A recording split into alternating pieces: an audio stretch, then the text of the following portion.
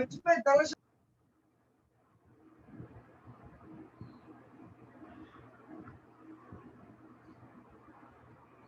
afternoon to all. This class completely covers the technical training in C language. So it's in this class we cover 3 parts. The first part is the concepts. For each topic we'll discuss the concepts. After discussion of the concepts, then we go for the objective questions. What are the different objective questions that are asked or that are frequently using in examinations? Then we go for the programming. 3 parts we covers. First గా మనం ఏం చేస్తాము అంటే concepts కంపల్సరీగా చెప్తామమ్మా. Concepts చెప్పకపోతే మనము foundation స్ట్రాంగ్గా ఉండలేము. అందుకని కంపల్సరీగా కాన్సెప్ట్స్ మనం ఫస్ట్ చెప్తాం. కాన్సెప్ట్స్ చెప్పిన తర్వాత నెక్స్ట్ ఏం చేస్తాను అంటే ఒక 3-4 కాన్సెప్ట్స్ అయిపోయినాయి అనుకోండి. 3-4 కాన్సెప్ట్స్ అయిపోయిన తర్వాత దాని మీద ఆబ్జెక్టివ్ క్వశ్చన్స్. సో ఏ క్వశ్చన్, దీనికి సంబంధించిన ఆన్సర్ ఏంటి, ఎలా వస్తుంది అంటే జనరల్గా మనం చూస్తూ ఉంటాము. ఇంటర్వ్యూ అంటే ఎగ్జామ్స్ మనము ఆన్లైన్ ప్లేస్మెంట్ ఎగ్జామ్స్ రాసేటప్పుడు కంపల్సరిగా కొన్ని ఆబ్జెక్టివ్ క్వశ్చన్స్ ఉంటాయి. ఈ ఆబ్జెక్టివ్ క్వశ్చన్స్ మనము నేర్చుకోవాలి. ఆబ్జెక్టివ్ క్వశ్చన్ అనగానే ఏంటి అంటే వాడు ఫిల్లింగ్ ద బ్లాంక్స్ అని అలా కాదు, ప్రోగ్రామ్ ఇస్తారు. ఒక చిన్న ప్రోగ్రామ్ ఇస్తారు. ఒక 4 లైన్లు, 5 లైన్లు, 2 లైన్లు, ఒక 6 లైన్లు అట్లా కొంత ప్రోగ్రామింగ్ పార్ట్ ఇస్తారు. ఆ ప్రోగ్రామ్ ఇచ్చేసి ఆ ప్రోగ్రామ్ యొక్క అవుట్పుట్ ఏమొస్తుంది సో అనేది మనం ఫైండ్ అవుట్ చేయాలి. అటువంటి క్వశ్చన్స్ మనం ఎక్కువగా చూస్తాం. సో అలాంటి వాటిలో ఒక మెయిన్ టాపిక్ ఏంటి అంటే ఆపరేటర్స్, లూప్స్ చాలా ఇంపార్టెంట్.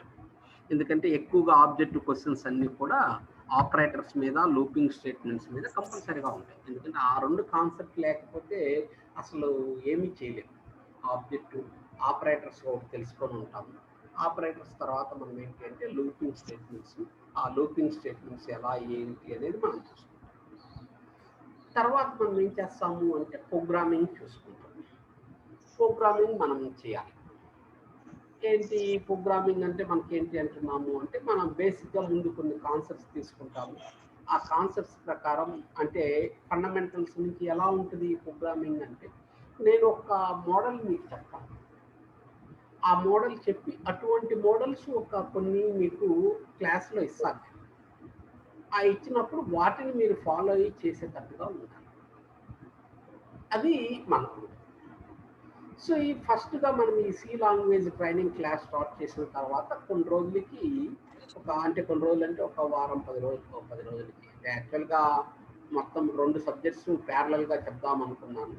అయితే నా హెల్త్ దృష్టి అంతసేపు చెప్పగలనా లేదని ఒక డౌట్ ఉంది. నీరసంగా ఉంటుందేమో అని, అందువల్ల చెప్పట్లేదు. దీని తర్వాత ఏం చేస్తా అంటే జావాకి సంబంధించిన ఇంటర్వ్యూ క్వశ్చన్స్ కానీ లేక పైథాన్కి సంబంధించిన ఇంటర్వ్యూ క్వశ్చన్స్ కానీ చెప్తాను. సో ఒక 10 రోజుల తర్వాత మళ్ళీ రెండో పైథాన్ కూడా స్టార్ట్ చేస్తాను. స్టూడెంట్స్ ప్యారలల్గా ఒక 2 hours మీరు స్పెండ్ చేయగలిగితే జావా, పైథాన్ 3 సబ్జెక్ట్స్ని కవర్ చేసుకుంటాను కంప్లీట్గా ఇంటర్వ్యూ పాయింట్ ఆఫ్ వ్యూలో. At the same time programming point of వ్యూలో కూడా ఉంటుంది. ప్రోగ్రామింగ్ చెప్తుంటాము, ఆబ్జెక్టివ్ టైప్ చెప్తుంటాను, ఇంటర్వ్యూ క్వశ్చన్స్ కూడా కవర్ చేస్తాను. అయితే ఫస్ట్గా ఒక 1 hour అలా చెప్తాను. రీజను కొంచెం నాకు హెల్త్ ప్రాబ్లమ్, సపోర్ట్ చేస్తుందా లేదా చూడాలి నేను కూడా. అందుకనే ట్రైనింగ్గా ఫస్ట్ దీనిగా ట్రయల్గా ఫస్ట్ మీకు ఇదే క్లాస్ చెప్తున్నాను. ఈరోజే ఒక దాదాపు 1.5 month తర్వాత ఫస్ట్ క్లాస్ చెప్తున్నాను. హెల్త్ దృష్ట్యా అంటే ఒక చెప్పగలిగే స్టామినా ఉంటే కంటిన్యూగా మళ్ళీ మీకు అదర్ లాంగ్వేజెస్ కూడా చెప్తాను. సో ఇది మీరు చూసుకుంటా ఉన్నాను. మీ దగ్గర ఆల్రెడీ ఉంటాయి నోట్స్, మెటీరియల్, టెక్స్ట్ బుక్ ఏదన్నా ఉంటుంది. లేకపోతే జనరల్గా మీరు ఫాలో అవ్వచ్చు, చిన్న రాసుకుంటా ఉండొచ్చు. ఆబ్జెక్టివ్ క్వశ్చన్స్ అప్పుడు మీకు సైట్ కూడా లింక్ ఇస్తాను. ఆ లింక్ చూసుకొని ఆ లింక్లో క్వశ్చన్లే నేను కూడా చెప్పేది. అంటే మళ్ళీ ప్రోగ్రామ్ అంతా మనం టైప్ చేయలేము కాబట్టి లింక్ క్వశ్చన్స్ ఉంటాయి. ఆ లింక్ క్వశ్చన్స్ చెప్తాను. ప్రోగ్రామింగ్ క్వశ్చన్స్ డైరెక్ట్గా నేను సిస్టంలోనే రన్ చేస్తాను. నేను సిస్టంలో రన్ చేసి చూపిస్తాను. మీరేం చేస్తారు అంటే మీరు కూడా సిస్టంలోనే రన్ చేయండి. అయితే స్టూడెంట్స్ మీరేం చేస్తారు అనే దానికి నేను ముందు ఆల్రెడీ చాలామంది చెప్పాను నేను. మీరందరూ హ్యాకర్ ర్యాంకర్‌లో రిజిస్టర్ అవ్వండమ్మా. అంటే ప్రోగ్రామింగ్ అనేది ఏంది అంటున్నాం అంటే ఇదివరకు మనము టెస్ట్ కేసెస్ మీద రన్ చేయము. అయితే ఇప్పుడు కంపల్సరీగా మనం ఆన్లైన్ ఎగ్జామ్స్ కాబట్టి టెస్ట్ కేసెస్ మీద రన్ చేయాలి. టెస్ట్ కేసెస్ మీద రన్ చేయాలి అంటే మీరు కంపల్సరీగా హ్యాకర్ ర్యాంకర్‌లో రిజిస్టర్ అవ్వండి సి లాంగ్వేజ్‌లో. ఆ రిజిస్టర్ అయ్యి నేను చెప్పిన ప్రోగ్రామ్‌లు అక్కడ రన్ చేసుకుంటా ఉండండి. ఎడిషనల్‌గా మీకు కూడా కొన్ని ఛాలెంజెస్ వస్తాయి. ఆ ఛాలెంజెస్‌ని కూడా మీరు నన్ను అడగొచ్చు. అడిగితే చెప్తాను. సో ఫ్రమ్ ద బిగినింగ్ నేను బిగినింగ్ స్టార్ట్ చేస్తాను. ఏ విధంగా, ఎలా, ఏంటి అనేది 1 బై 1 అంటే చెప్తుంటాను. Okay.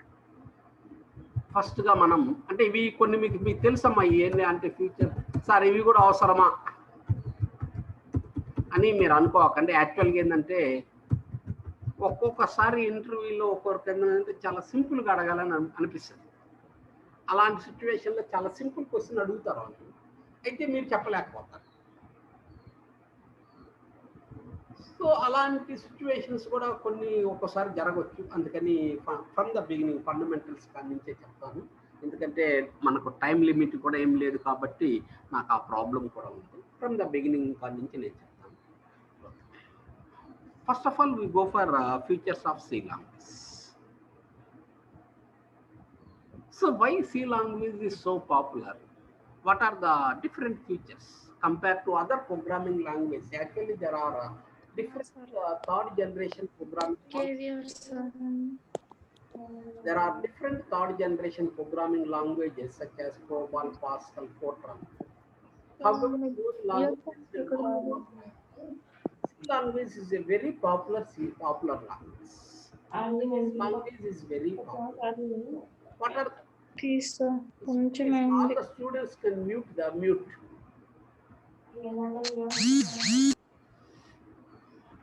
Why C language is so popular? What are the different reasons?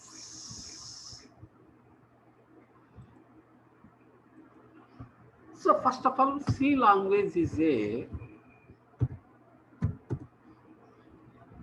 portable language. Portability. So it is a portable language or portability. This is one feature. What is a portability? Portability is nothing but a small. Portability means a program language which is developed at one system. It will be run on any system. Here system means operating system, not computers. A program language which is developed at one operating system that will be run on any operating system, that we call as portability. For example, C language can be run in Windows operating system and Linux operating system, iOS operating system. Suppose I develop a program in Windows operating system. I use the Windows operating system software, and that program language is run in Unix operating system software also. That is called as portability. Portability ante is small, chinnadani kaadamma. A program language which is developed at one operating system, it will be run on any operating system, is called as portability. A program language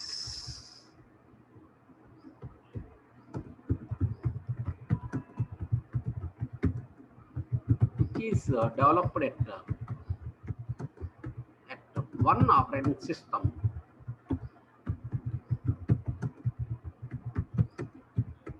will be run on any operating system, is called as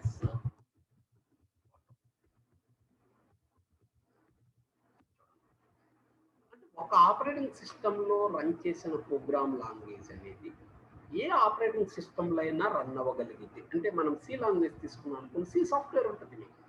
మనం turbo C వాడతాం మన కాలేజీలో. Suppose అలానే Unix Borland C ఉంటుంది. Unix బేస్లో Unix software compatibility ఉంటాయి. అలా different softwares ఉంటాయి మనకి యాక్చువల్గా. A program, suppose I developed one program in Unix operating system. I copied that operating, I taken that copy of that program and run that copy of the program in Windows based operating system software. So then that's we called as portable. నేను యూనిక్స్లో develop చేశానమ్మా. Develop చేసిన ఆ programme ఆ Unix operating system ఉపయోగించి Unix operating system software ఉంది నా దగ్గర. ఆ Unix operating system software ద్వారా నేను సిలో ఒక ప్రోగ్రామ్ రాశాను. ఆ ప్రోగ్రామ్ లాంగ్వేజ్ని సో నా దగ్గర ఇంకో సిస్టమ్ ఉంది, దాంట్లో Windows based operating system, Windows operating system, దాంట్లో సాఫ్ట్వేర్ వేరు, దాంట్లో రన్ చేయగలిగితే దాన్ని మనం ఏమంటాము అంటే పోర్టబిలిటీ అంటాం. Second, robust. C language is a robust language. What is a robust language? అంటే ఏమి? సో ఎందుకని ఇది రోబస్ట్ లాంగ్వేజ్ అంటున్నాము, ఎందుకని ఎలా అనేదానికి ఇది రోబస్ట్ అని ఎందుకు అనాలి ఏంటి అన్న అనుకోండి. So C language is robust because it has a set of predefined functions. చూడండి, సి లాంగ్వేజ్లో సెట్ ఆఫ్ ప్రీడిఫైన్డ్ ఫంక్షన్స్ ఉన్నాయి.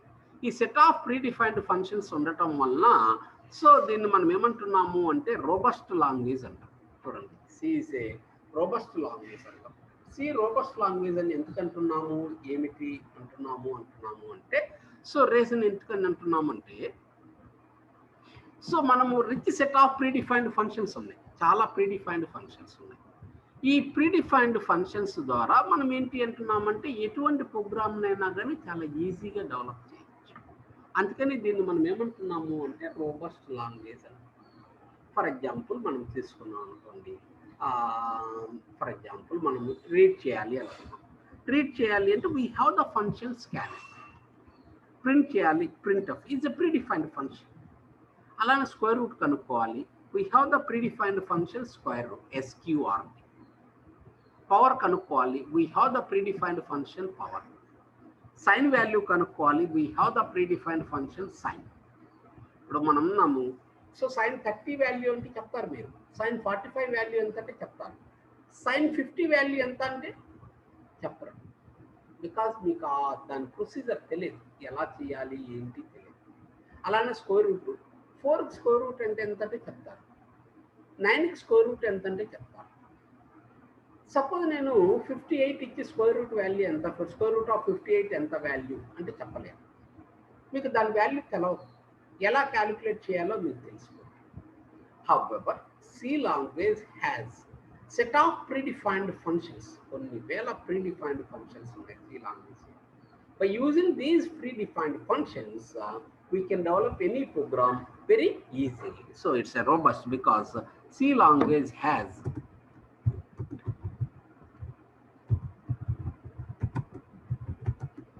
set of predefined functions.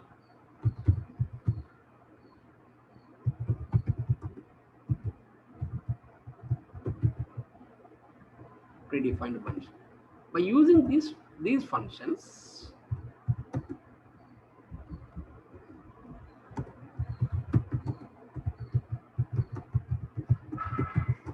we can develop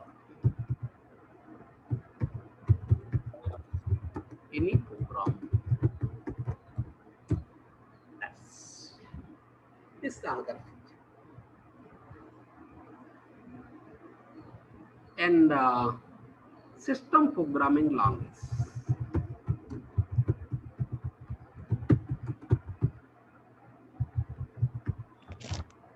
C language is a system programming language.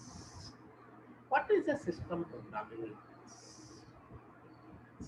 C language supports both the high-level language as well as mission-level language. So assembly language features. చూడండి, మనకు programming languages చూసినప్పుడు machine language ఉంటుంది, assembly language ఉంటుంది, high level language ఉంటుంది. C language will support both assembly language as well as high level language. So by supporting the assembly language, we can develop the programs very system programs. System programs means compilers, operating systems. So we call it system programs. Compilers, system programs and enti. Actually there are two types of programs: application programs and system programs. What is application program? What are the system programs? The programs are the software which is used for application oriented. That's we call as application software. For example మన college కావాలి. ఇప్పుడు college కోసం మనం కొంత programme develop చేస్తాం. ఆ సాఫ్ట్వేర్ని మనం ఏమంటాం అంటే అప్లికేషన్ సాఫ్ట్వేర్. అంటే అది మన వరకు మనకు సూటబుల్ అయితే మళ్ళీ అవసరమైతే మార్చుకుంటూ ఉంటాం. దట్స్ మన అప్లికేషన్ ప్రకారం మనం డెవలప్ చేస్తాం. సో మన అప్లికేషన్ ప్రకారం మనం డెవలప్ చేస్తాము కాబట్టి వాటిని మనం ఏమంటున్నాము అంటే అప్లికేషన్ ఓరియంటెడ్, అప్లికేషన్ సాఫ్ట్వేర్ అంటాం. ఇప్పుడు మన కాలేజీ ఉన్నాం. సో ఇప్పుడు అందరం మనం ఆన్లైన్ సైట్ ఇవన్నీ చూసుకుంటా ఉన్నాం. యాక్చువల్గా మీ మార్కులు కానీ మీకు లాగిన్ ఐడీలు కానీ ఇవన్నీ కూడా. సో ఇవన్నీ కూడా మనకి అంటే సాఫ్ట్వేర్ అన్నమాట. ఈ సాఫ్ట్వేర్ అంతా కూడా అప్లికేషన్ ఓరియంటెడ్. అంటే మనకి ఇక్కడ ఇట్లా కావాలి కాబట్టి ఇట్లా చేసుకున్నాం. ఇంకో చోటుకి వెళ్ళామనుకోండి ఇంకో రకంగా కావాలి, అక్కడ అలా డెవలప్ చేయాలి. ఇంకో చోటుకి వెళ్ళామనుకోండి ఇంకో రకంగా కావాలి, అక్కడ అలా చేయాలి. System programs, the programs that are required for the systems, computer system, those programs we called as system programming language. So computer system ki konni programs kavalandi, ఆ ప్రోగ్రామ్స్ ని మనం ఏమంటాము అంటే సిస్టమ్ ప్రోగ్రామింగ్ లాంగ్వేజెస్ అంటాం. అంటే మన computer తీసుకుంటే ఇప్పుడు మన కంప్యూటర్ ఉందండి, విండోస్ లేకపోతే పనిచేస్తుందా? లేదు. అంటే the means that's system that's we called as Windows system program. Turbo C language program C language చేసుకోవాలి. సి లాంగ్వేజ్ కావాలంటే సి లాంగ్వేజ్ సాఫ్ట్వేర్ ఇన్స్టాల్ చేసుకోవాలి. That's we call as system software. అంటే అది ఉంటేనేగా మనం రన్ చేయగలుగుతున్నాం. అంటే కంపైలర్స్ కావచ్చు, అంటే కంపైలర్స్ కావచ్చు, ఆపరేటింగ్ సిస్టమ్ కావచ్చు, లోడర్స్ కావచ్చు, లింకర్స్ కావచ్చు. సో వీటన్నిటిని మనం ఏమంటాము అంటే సిస్టమ్ ప్రోగ్రామ్స్ అంటే the programs that are required for the system, those programs we called as system programming languages. So we called as operating systems, compilers, editors ఇవన్నీ కూడా మనం ఇప్పుడు టైప్ చేసుకోవాలంటే ఎడిటర్ కావాలి. ఎడిటర్స్ ఇవన్నీ కూడా మనం ఏమంటాం అంటే సిస్టమ్ ప్రోగ్రామింగ్. ఇప్పుడు ఇది Windows Microsoft office system programming కాదండి. కంపల్సరీగా ఇది ఉండాలని రూల్ లేదు, ఇంకోటి వాడుకోవచ్చు. ప్రాబ్లం అంటే కంపల్సరీగా మనకు ఏంటి ఆపరేటింగ్ సిస్టమ్ లేదు, పనిచేస్తుందా కంప్యూటరు? పనిచేయదు. అందుకని సిస్టమ్ ప్రోగ్రామ్ అంటే ఇక్కడ సి లాంగ్వేజ్ని మనము సిస్టమ్ ప్రోగ్రామింగ్ లాంగ్వేజ్ అంటాం. రీజన్ ఎందుకని అంటున్నా అంటే it have the features of assembly language as well as high level language. Assembly language features ఉన్నాయి, హై లెవెల్ లాంగ్వేజ్ ఫీచర్స్ ఉన్నాయి. అదర్ లాంగ్వేజ్లో ఈ ఫీచర్స్ లేవు. అందుకని దీన్ని మనము సిస్టమ్ ప్రోగ్రామింగ్ లాంగ్వేజ్ అంటున్నాం. చూడండి, C language it is a system programming language. So because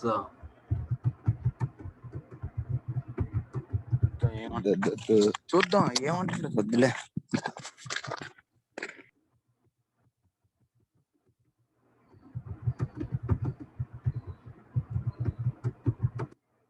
because it has the features of high level language.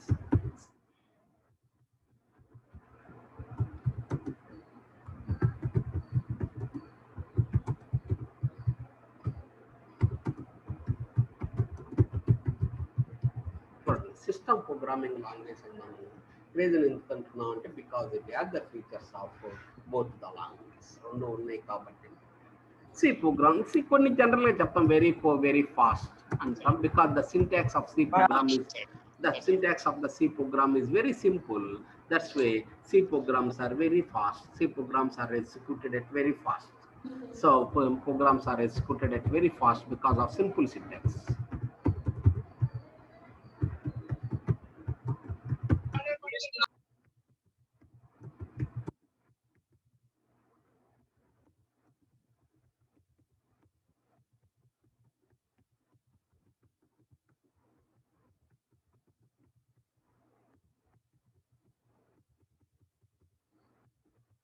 Simple syntax వల్ల ఫాస్ట్ గా ప్రోగ్రామ్స్ ఈ programmes are very efficient.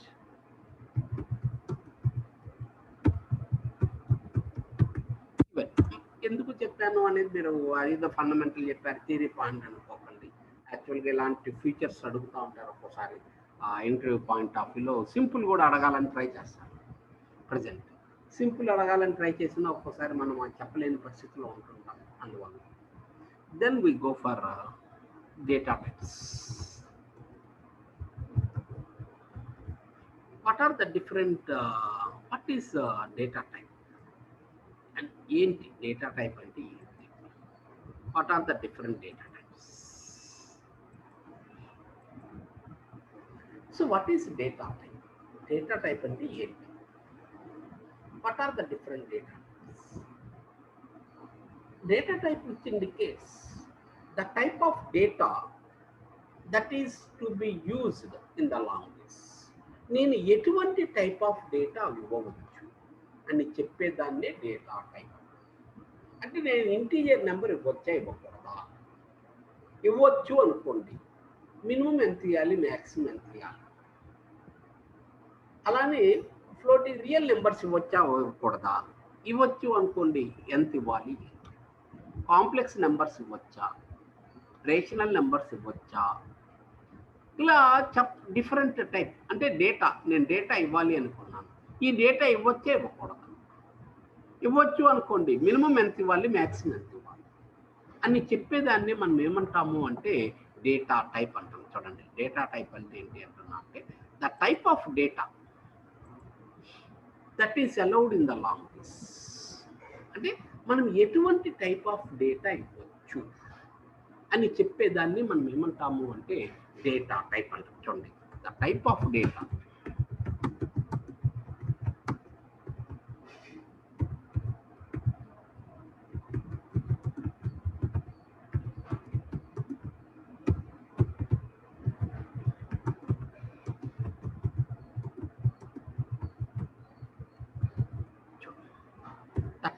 data that is allowed in a language is called as data.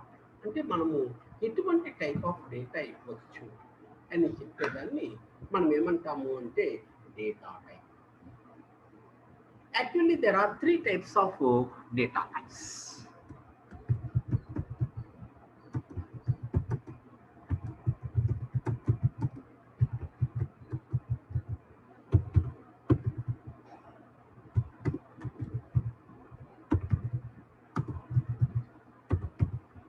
మనకు మెయిన్గా 3 రకాల data types ఉన్నాయి. చూడండి, so there are 3 types of data types. మనకు మెయిన్గా 3 రకాల data types.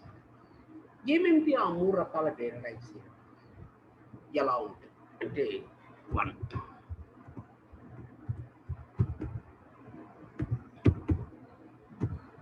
built-in data types,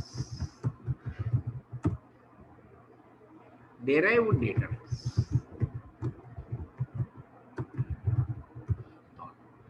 user defined.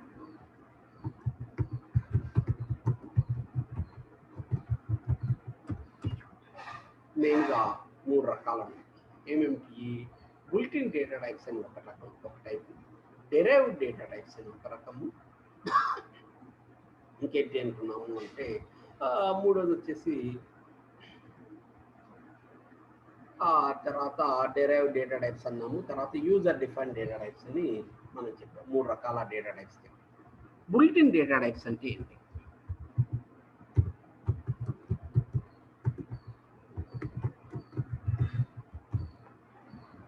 built-in data types అంటే ఏంటి? బుల్ట్ అంటేనే మీకు తెలిసింది, ఆల్రెడీ ఉన్నాయని. The existing data types we called as built-in data types. Existing data టైప్స్ని మనం ఏమంటాము అంటున్నాము అంటే built-in డేటా టైప్స్ అంటాం. చూడండి, ఎగ్జిస్టింగ్ డేటా టైప్స్ ఆల్రెడీ ఉన్నాయి. ఆల్రెడీ ఉన్న డేటా టైప్స్ని మనం ఏమంటున్నాము అంటే built-in డేటా టైప్స్ అంటాం. చూడండి, the existing data types.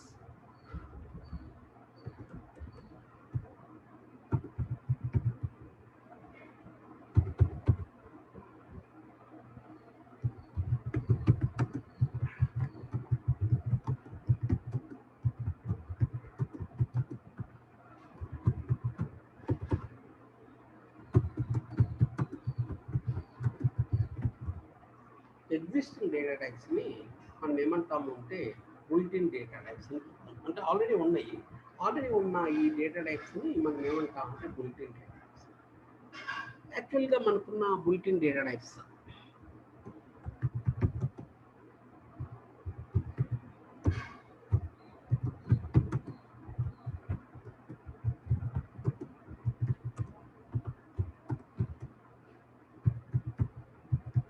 integer data type,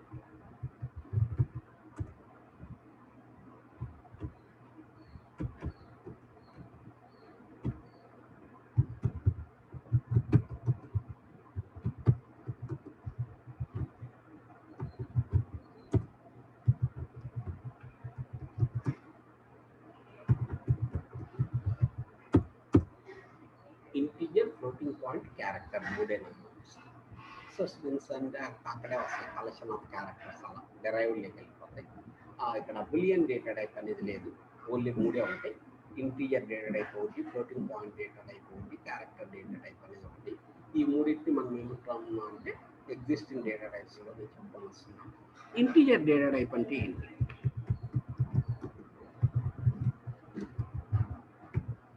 what is an integer?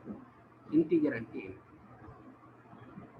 Integer is a collection of digits without decimal point. డిజిట్స్తో పాటు డెసిమల్ పాయింట్ లేకపోతే దాన్ని మనం ఏమంటా అంటున్నాను? ఇంటీజర్ అంటాం. చూడండి, ఇంటీజర్ అంటే ఏంటి అంటే is a collection of digits without decimal point. Decimal point లేకుండా రాసుకుంటే ఇంటీజర్. 25 డెసిమల్ పాయింట్ ఉందా? లేదు, integer. An integer is either signed number, signed integer and unsigned. చూడండి, ఇంటీజర్ వచ్చేసి సైన్డ్ ఉంటుంది, అన్సైన్డ్ ఉంటుంది. సైన్డ్ అంటే ఏంటి, అన్సైన్డ్ అంటే ఏంటి? A number with sign is called as signed integer. Plus 25 as plus పెట్టావు కాబట్టి సైన్డ్. మైనస్ 25 సైన్ మైనస్ పెట్టావు కాబట్టి మైనస్ 25 పెట్టావు, మైనస్ ఉంది కాబట్టి అది. అంటే ఇంటీజర్కి అంటే సైన్ ఉండొచ్చు, ఉండకపోవచ్చు. 25 సైన్ లేదు అక్కడ, అందుకని అది అన్సైన్డ్ ఇంటీజర్ అంటాం. 36 సైన్ లేదు, దాన్ని మనం ఏమంటాము అంటే అన్సైన్డ్ ఇంటీజర్ అంటాం. అందుకని ఇంటీజర్స్ మనము రెండు రకాలుగా చెప్తున్నాం. సైన్డ్ ఇంటీజర్ అంటున్నాము, అన్సైన్డ్ ఇంటీజర్ అని చెప్తున్నాం. సైన్డ్ ఇంటీజర్ అంటే ఏంటి, అన్సైన్డ్ ఇంటీజర్ అంటే ఏంటి? A number with sign is called as signed integer. A number without sign is called as unsigned integer.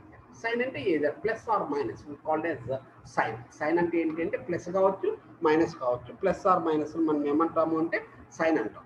A number with sign is called as signed integer. A number without sign is called as unsigned integer.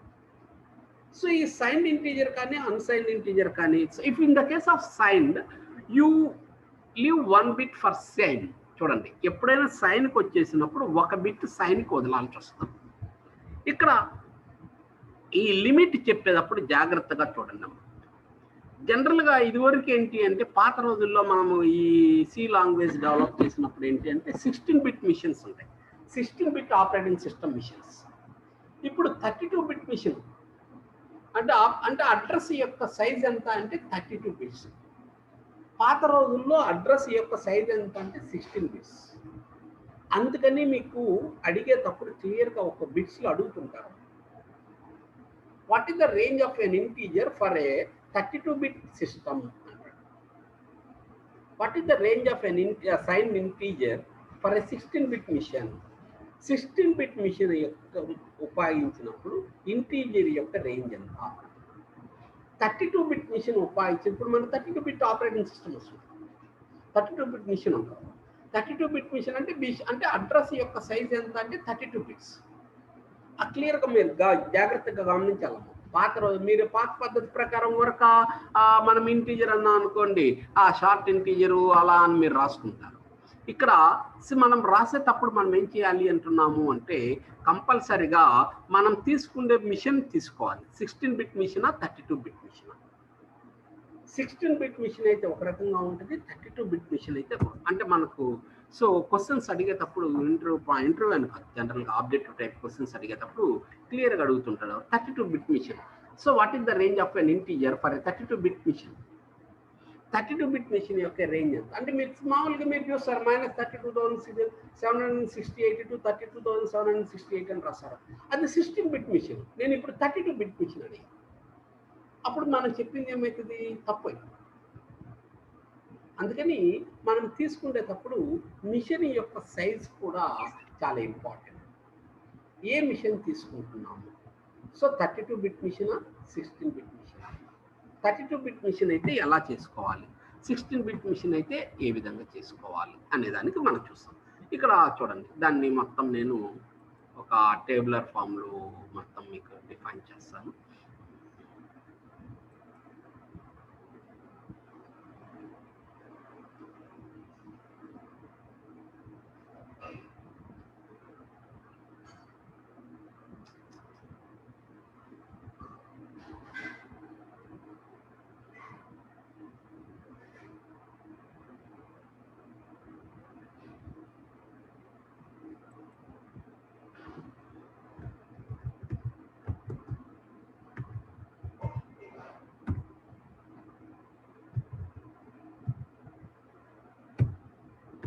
signed 16 bit,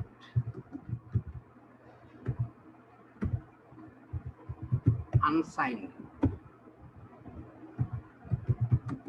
16 bit,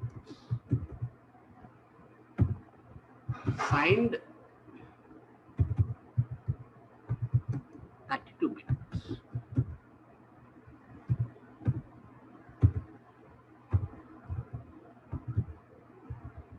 unsigned 32.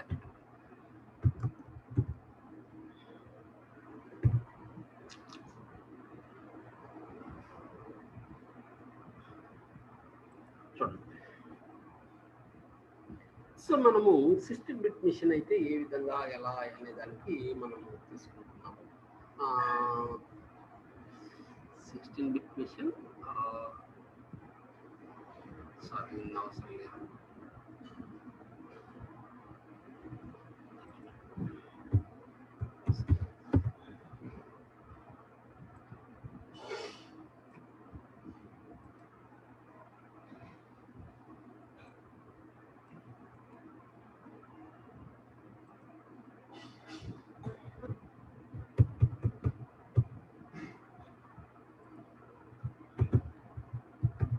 signed short integer. signed short integer అయితే ఏంటి? జనరల్గా short integer అంటే ఏంటి అంటే 8 bits చెప్తాం మనం. So 8 bits అంటే storage ఎంత అంటున్నాము అంటే 8 బిట్స్.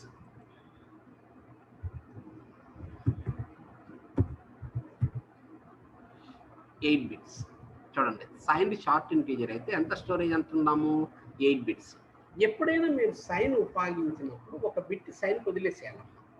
అంటే టోటల్గా మనకి 8 బిట్స్లో ఒక బిట్ వెళ్ళిపోతే ఎంత? మనకు 7 బిట్స్ అవుతుంది. అప్పుడు రేంజ్ ఎంత అవుతుంది? Range -2^7 to 2^7 - 1.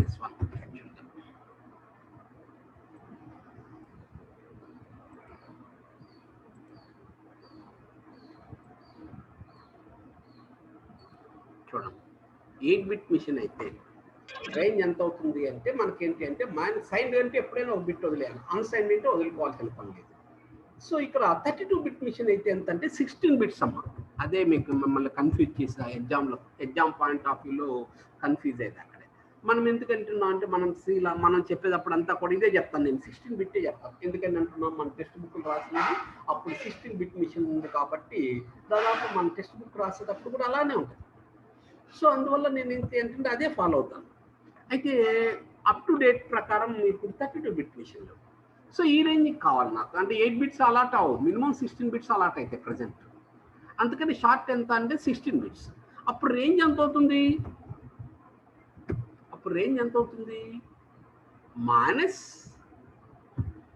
-2 మొత్తం 16 బిట్స్ అయితే 16 బిట్స్ అయితే ఒక బిట్ సైన్ అయిపోయింది అనుకోండి, 10 బిట్స్ ఉంటాయి, 15 ఉంటాయి. 2^15 to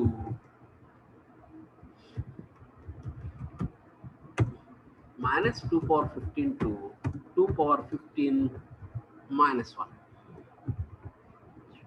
Just like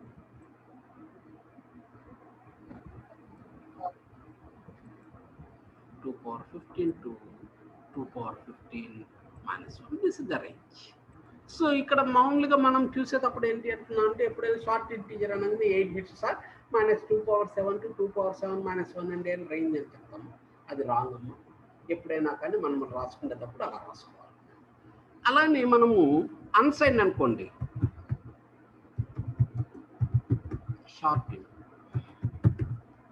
అన్సైన్ short integer అనుకోండి, అంటే మీనింగ్ ఏంటి? సైన్ లేదు అని. సైన్ లేదు కాబట్టి 0 to 8 బిట్స్. ఇక్కడ 8 బిట్స్ అయితే రేంజ్ ఎంత అంటున్నాము అంటే 0 to 2^8 - 1. అంటే సో రేంజ్ ఇక్కడ ఎంత అంటున్నాం అంటే ఈ బిట్స్ సైన్కి తీసేయను కాబట్టి ఎంత అవుతుంది అంటే 2^8 ఉంటుంది. అందుకని 0 to 2^8 - 1. అది ఇక్కడ అనుకోండి 16, మనకి రేంజ్ ఎంత అంటే 16 బిట్స్. రేంజ్ ఎంత? 0 to 2^16 - 1.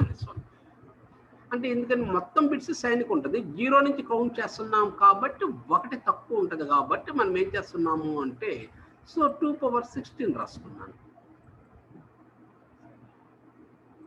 అలానే ఇంటీజర్, ఇది బాగా ఇంపార్టెంట్.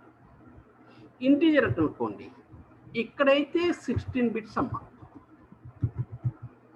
ఇక్కడైతే 32 బిట్స్. చూడండి, జాగ్రత్తగా గుర్తుపెట్టుకున్నాం. ఇది క్వశ్చన్ ఎక్కువ ఇంటర్వ్యూలో అడుగుతా, మీకు ఇంటర్వ్యూ ఎగ్జామ్ పాయింట్ ఆఫ్ వ్యూలో ఉంటుంది. సో ఇంటీజర్ 16 బిట్ మిషన్, మీరు అందరికీ తెలిసిన 16, అందుకని మార్చి అడుగుతారు 32 బిట్స్ మిషన్ అడుగుతారు. సో ఇప్పుడు అంటే రివర్స్ రాసుకున్నాం. మీరు 16 బిట్స్ మీకు తెలిసిందే. 16 బిట్స్ అన్నప్పుడు సో ఇక్కడ సైన్డ్ అన్సైన్డ్ ఉంటుంది. సైన్డ్ అనుకోండి, సైన్డ్ ఇంటీజర్ అనుకున్నాం అనుకోండి, సైన్డ్ ఇంటీజర్ అయితే రేంజ్ ఎంత ఉంటుంది? సైన్డ్ ఇంటీజర్ అనుకోండి, రేంజ్ ఎంత అంటున్నాం అంటే ఒక బిట్ సైన్కి తీసేయాలి కాబట్టి 2 power 15 to 2 power 15 minus 1. 2 power 15 నుంచి 2 పవర్ 15 minus 1 దాకా, minus 2 power 15 to 2 power 15 minus 1 దాకా ఉంటుంది. అంటే మనకు ఒక బిట్ సైన్కి వెళ్ళిపోతుంది. అందువల్ల మనం ఏం చేస్తున్నాము అంటే 2 పవర్ 15 తీసుకుంటాం. దాని వాల్యూని మీరు ఎప్పుడు బైహార్ట్ చేయకండి అమ్మా, ఎందుకంటే అందరూ వాల్యూ కోసం దాన్ని బైహార్ట్ చేస్తుంటారు. వాల్యూ బైహార్ట్ చేసుకునే అవసరం లేదు, రేంజ్ చూసుకుంటే చాలు. ఆ రేంజ్ ప్రకారం మీరు చేసుకోవచ్చు. సో ఇక్కడ అనుకోండి మనకి ఎన్ని బిట్స్ అన్నాము? సో 32 బిట్స్ అలాట్ అవుతుంది. 32 బిట్స్ అలాట్ అవుతుంది కాబట్టి 2 power 31 2 minus 2 power 31 2 minus 2 power 31 2 2 power 31 minus 1.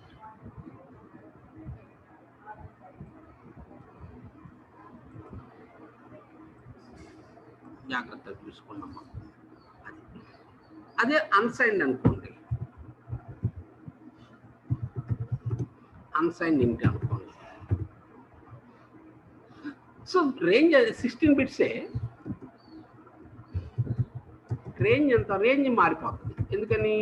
Sign ఉండదు కదా ఇక్కడ, అందుకని ఏంటంటే 0 to 2 పవర్ 16 minus 1, 0 నుంచి కౌంట్ చేస్తాం.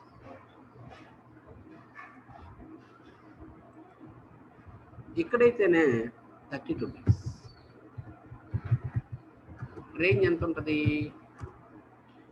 0 to 2 power 32 minus 1, 32 bits allot అయింది. అలానే లాంగ్ ఇంట్, లాంగ్ ఇంట్ అనుకోండి, మనకి ఏంటి అంటున్నాము? సో ఇక్కడైతే ఏంటి అంటే 32 బిట్స్, ఇక్కడైతే 64 బిట్స్. ఇది డిఫరెన్స్ అమ్మ, క్లియర్ డిఫరెన్స్ చూసుకోవాలి మీరు. సో సైన్ ఉంటుంది, అన్సైన్ ఉంటుంది. సైన్డ్ లాంగ్ ఇంట్ అయితే సో రేంజ్, ఇంకా రేంజ్ మీకు ఆటోమేటిక్గా దీని ప్రకారం రేంజ్ తెలిసిపోతుంది. ఎందుకని ఒక బిట్ సైన్ వదిలేస్తాము, రిమైనింగ్ రాసుకోవచ్చు కాబట్టి. సో ఇలా మనకి ఏంటి అంటున్నాము అంటే అన్సైన్డ్ కూడా మనకు ఉంటుంది.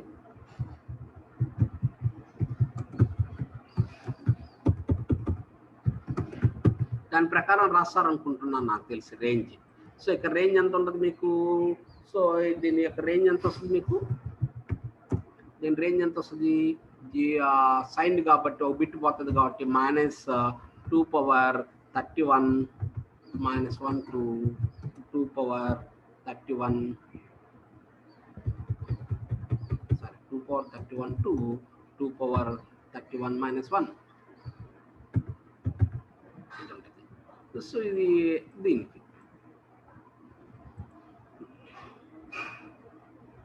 అంటే అక్కడ మీరు గమనించుంటే 16 ఇక్కడ ఉన్నది ఇక్కడికి వచ్చేస్తుంది. ఇక్కడికి వచ్చేసినప్పుడు ఆటోమేటిక్గా మీకు ఏమవుతుంది? పెరిగిపోతుంది. పెరిగిపోయినప్పుడు ఏమవుతుంది? minus 2 power 63 to 2 power 63 minus 1.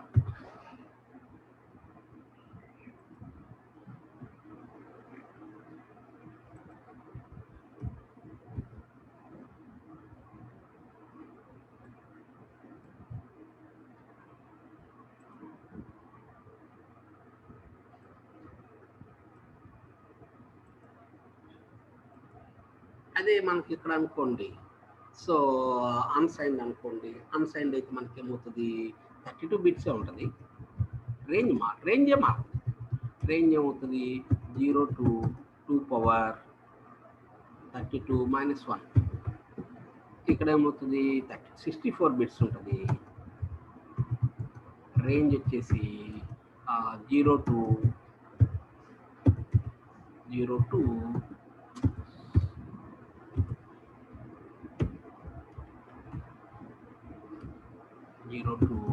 2 power 64 - 1.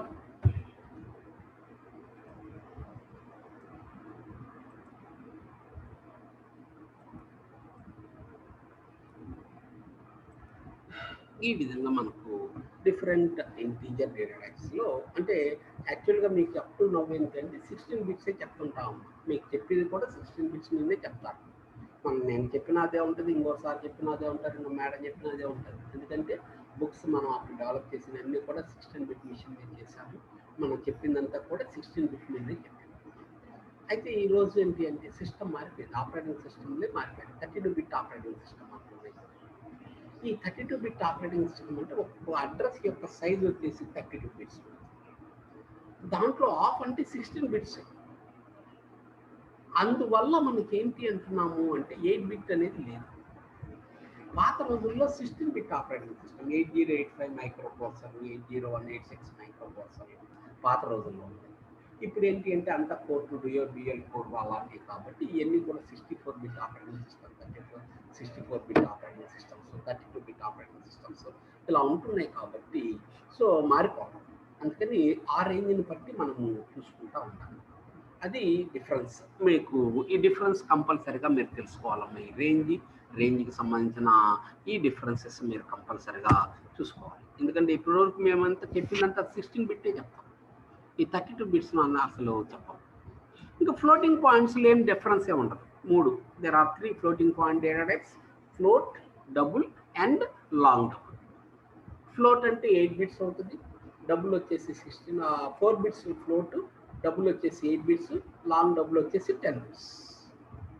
ఇంకా క్యారెక్టర్ డేటా టైప్ వచ్చేసి for each character the system will allocate 1 byte for 16 bit mission, while in the case of 32 bit mission the system will allocate 2 bytes. That's all. So ఈ విధంగా మనకి ఏంటి అంటున్నాం అంటే different data types మనకు C లాంగ్వేజ్లో ఉన్నాయన్నమాట. చూడండి, ఫ్లోటింగ్ పాయింట్ అనుకోండి. Floating point what is the need of floating point data types?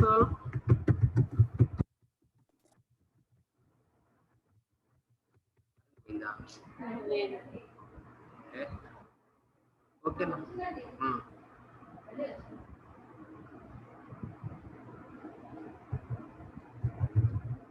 floating point data types.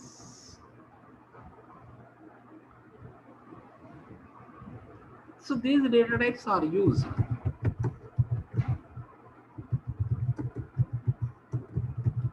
to store floating point numbers.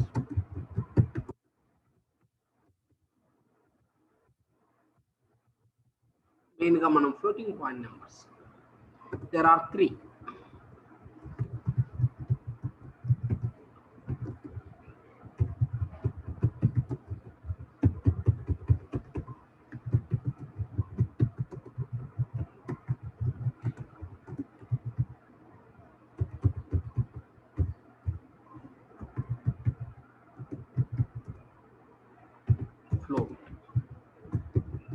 Float ఎన్ని బైట్స్ అంటే 4 బైట్స్ అంటే 32 బిట్స్ అమ్మ.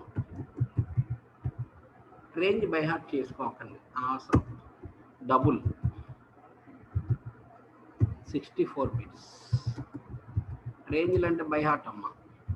లాంగ్ డబుల్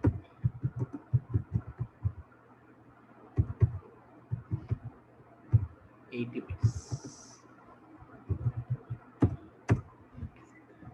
తర్వాత క్యారెక్టర్ డేటా టైప్స్ వచ్చేసి ఇక్కడ మనకి ఏంటంటున్నాము, character data types are used to store the characters. చూడండి, క్యారెక్టర్ డేటా టైప్స్ వచ్చేసి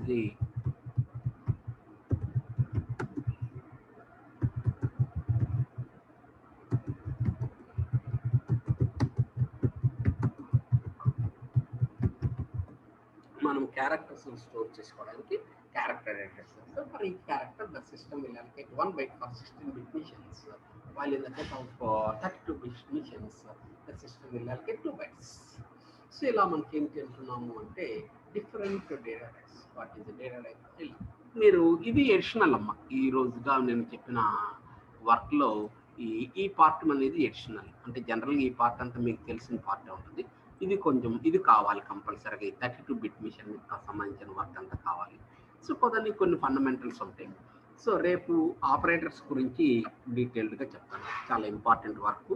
ఇంటర్వ్యూ మీకు ఎక్కువగా ఆబ్జెక్టివ్ బేస్డ్ క్వశ్చన్స్లో అడిగే దాంట్లో కూడా ఆపరేటర్స్ ఉంటాయి. ఆ ఆపరేటర్స్ చేసుకోవచ్చు. ఇది ఈరోజు టాపిక్. అలా ఇంకా రోజు 4కి ఉంటుందమ్మా మీకు క్లాసు.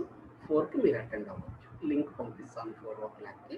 4:00కి లింక్ పంపించిన తర్వాత ఇంట్రెస్ట్ నేర్చుకోవాలి అనుకున్న వాళ్ళు వచ్చి